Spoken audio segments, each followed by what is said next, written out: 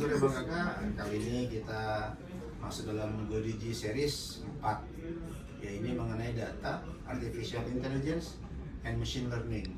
Ini diadakan kemarin secara live tanggal 18 November dengan keynote-nya Pak Haryanto Wisnuardi sebagai Direktur pada Main 3.0, narasumbernya Pak Satya Tegar Kusuma dari Big Data and Data Scientist Expert, serta moderatornya adalah Ibu Afrilia Wahyuningsih dari LPP Agro Nusantara. Next, Mbak Tania. Ini CV-nya Mas Satya, lanjut. Oke, pengenalan kecerdasan artificial atau artificial intelligence. Lanjut, Mbak. Nah, di sini kita itu berada di posisi yang mana? Di balita, SD, SMP, kuliah, kerja produktif, atau lansia. Di masa yang mana kita bisa dan mampu mengambil suatu keputusan sendiri. Misalkan waktu balita kita bisa nggak memutuskan harus makan apa, atau ketika SD kita bisa nggak harus lewat mana, harus pakai baju apa, dan harus ngomong apa. Next. Nah, di sini adalah tingkat intelligence questions atau IQ dari Stanford Binet 5th edition classification. Ada skor paling tinggi 144 plus, itu adalah very gift and highly advanced, highly advanced. Jadi ini adalah IQ standar rata-rata yang ada di dunia. Sementara IQ Indonesia itu setahu saya ada di range 120 sampai 129. Ketika IQ itu turun lagi menjadi di bawah itu, maka akan sama dengan gorila. Nah, itu saya baca di salah satu medsos. Next. Nah, kecerdasan manusia ini digunakan untuk mengambil keputusan. Mungkin keputusan apa sih yang telah diambil oleh para manusia hingga saat ini? Pertama, paling gampang lah, kita mau pakai baju apa sih hari ini, atau pakai sepatu merek apa sih hari ini, warna apa gitu, atau pakai casing handphone yang seperti apa sih kita hari ini kan gitu. Sarapan apa sama naik apa hari ini. Itu termasuk yang paling simpel ya. Nah, kadang keputusan itu membuat kita tidak konsisten. Kadang juga kita lama, kadang juga tidak tepat, kadang juga bukan yang terbaik, malah kadang itu tidak terukur dan kadang tidak terjelaskan karena saling terkait antara IQ, EQ, SQ, dan PQ. Lanjut.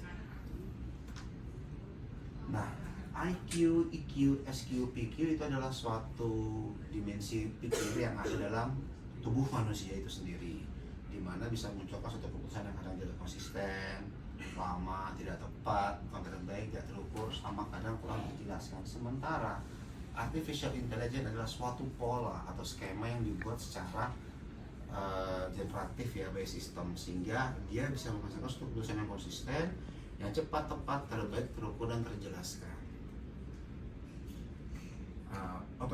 Otomasi. Apa sih otomasi itu? Kita bisa membuat suatu prediksi dari usia saat kita tua seperti apa.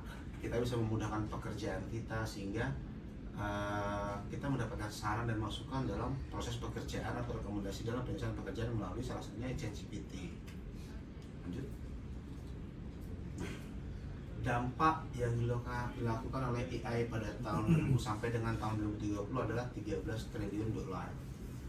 McKinsey Global Institute memprediksi AI akan menciptakan nilai tambahan sebesar 13 hingga 22 triliun dolar AS per tahun pada tahun 2030.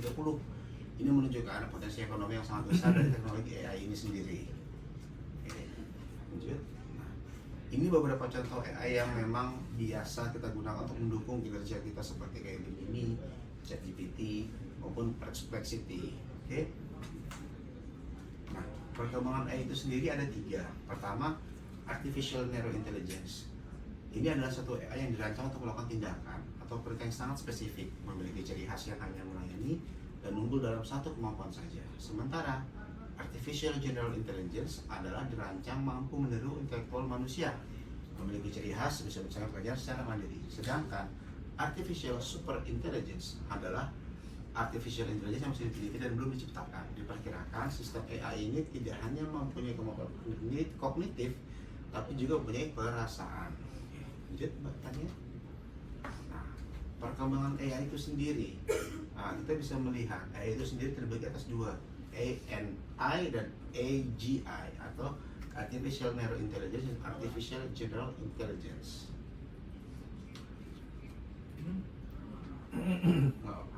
Machine Learning versus Data Science. Machine Learning adalah bidang studi yang memberikan kemampuan kepada komputer untuk belajar tanpa harus diprogram secara eksplisit. Sementara Data Science adalah ilmu yang mengekstrak pengetahuan dan wawasan dari data. Okay. Nah, Machine Learning merupakan cabang AI yang berfokus pada pemetaan input ke output atau A to B. Machine Learning melatih model untuk belajar dari data dan membuat prediksi berdasarkan pola dalam data tersebut. Ini ada sebuah diagram bagaimana cara machine learning itu membuat suatu evaluasi atas suatu kinerja. Next. Nah, ini ada beberapa tipe nih dari machine learning yang kita garis besarkan adalah unsupervised, supervised, dan reinforcement learning. Oke, next. Nah, apa sih supervised versus unsupervised dan reinforcement learning? Nah, untuk supervised sendiri adalah metode pembelajaran mesin di mana model dilatih menggunakan data yang sudah diberi label. Unsupervised, model dilatih tidak diberi label. Sementara reinforcement adalah model belajar melalui trial and error, umpan balik berupa reward dan punishment. Nah, contoh implementasi machine learning untuk supervised adalah prediksi hasil panen, deteksi penyakit tanaman, prediksi tenaga kerja panen, dan analisis kredit. Untuk unsupervised seperti segmentasi pelanggan, deteksi anomali penjualan, rekomendasi produk, segmentasi blok kebun. Sementara untuk reinforcement adalah game catur, sistem navigasi mobil otonom, dan robotik. Nah, kita harus deep learning. Deep learning, oke, next.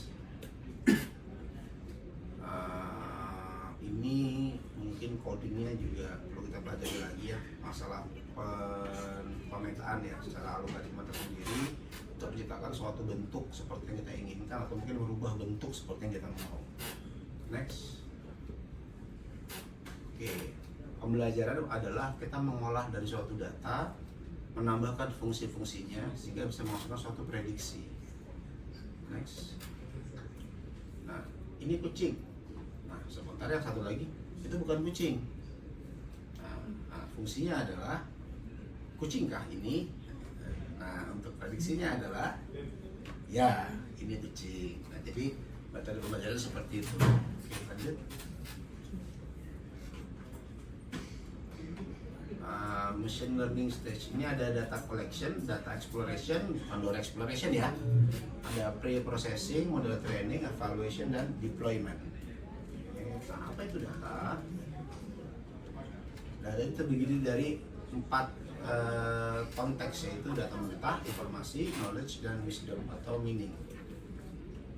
Data merupakan bahan bakar yang menggerakkan AI. Kualitas, kuantitas, dan relevansi data sangat mempengaruhi performa dan kemampuan AI. Semakin banyak data yang berapa pengaruh data terhadap AI adalah akurasi performa, kemampuan pembelajaran, pengembangan, dan optimasi. Next. Nah, namun data juga bisa memiliki suatu kesalahan. Misalkan masalah data adalah label yang salah, nilai yang hilang. Next. Nah, kesalahan data juga ada beberapa contoh, dan noise text atau tanda baca, poor formatting text atau format yang buruk, duplicated data.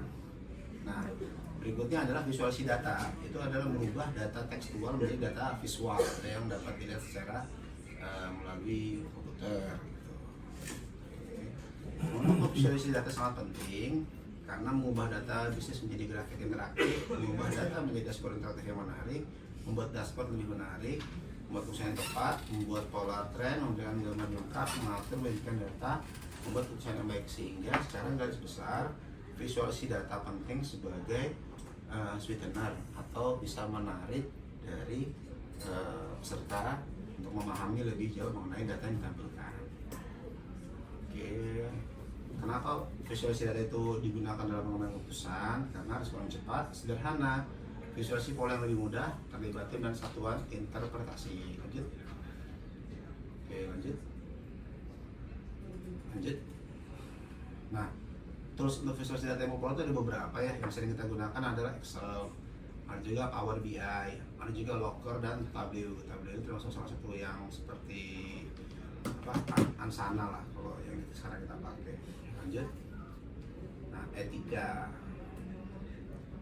bias dan keadilan. Lanjut. Privasi perlindungan data, kerahasiaan data pengguna dan anonimisasi dan agregasi. Lanjut. Transparansi penjelasan model, keterusan cepat. Lanjut.